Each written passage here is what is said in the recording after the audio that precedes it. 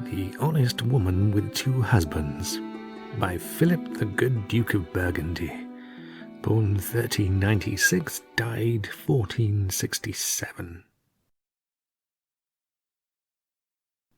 It is known not only in the town of Ghent, where the affair I am about to describe happened a few years ago, but by most folk of the Flanders, that at the battle between the King of Hungary, Duke John, whom God absolve, on the one part, and the Grand Turk in his land of Turkey on the other part, several knights and squires of France, Flanders, Germany, and Burgundy were taken prisoners.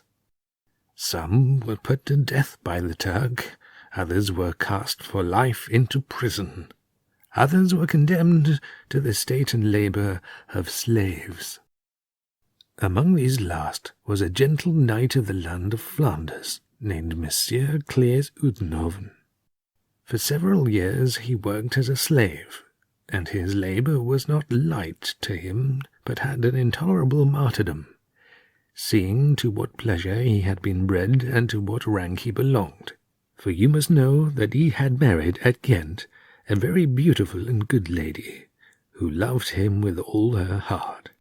Daily she prayed to God that she might see him again if he were still living, and that, if he were dead, he might be pardoned of his sins and placed among the glorious martyrs who, for the repulsion of the infidels and the exaltation of the holy Catholic faith, voluntarily abandoned themselves to temporal death.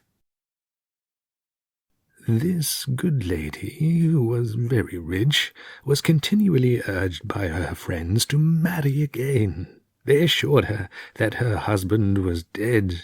If he were alive, they said, he would have returned with the others. If he had been taken prisoner, there would have been news of him in connection with his ransom.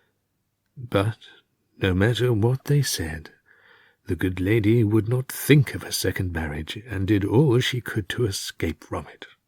Her efforts, however, went for little or nothing, for she was so constrained by her relatives and her friends that she had to obey them.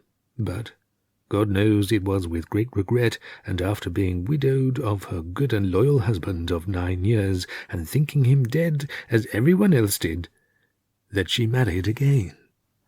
But God, who guards and preserves his servants and champions, had not allowed Monsieur Claes Utenhoven to die.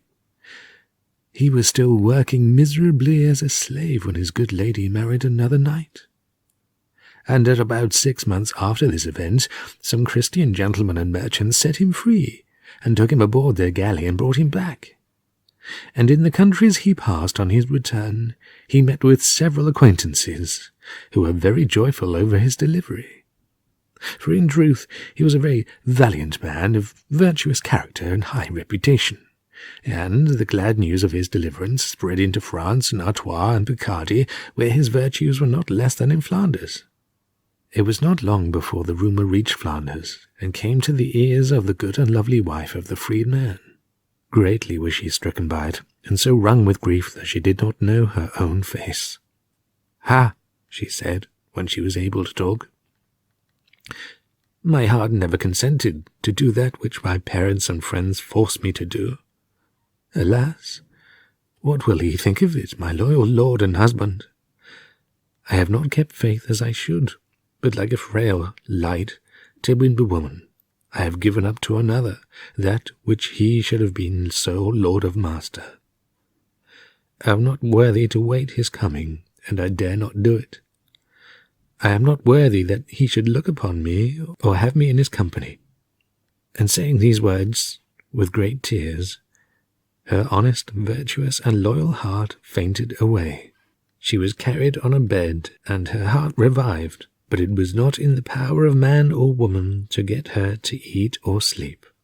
So she lived for 3 days, continually weeping, in the greatest sorrow of heart that ever woman knew.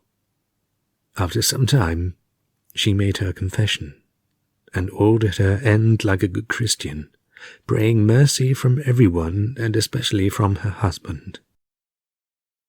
And soon after that she died, and great was the sorrow over her. I cannot describe the grief of her husband when he heard the news, and by reason of his sorrow he was in great danger of dying as his wife had done.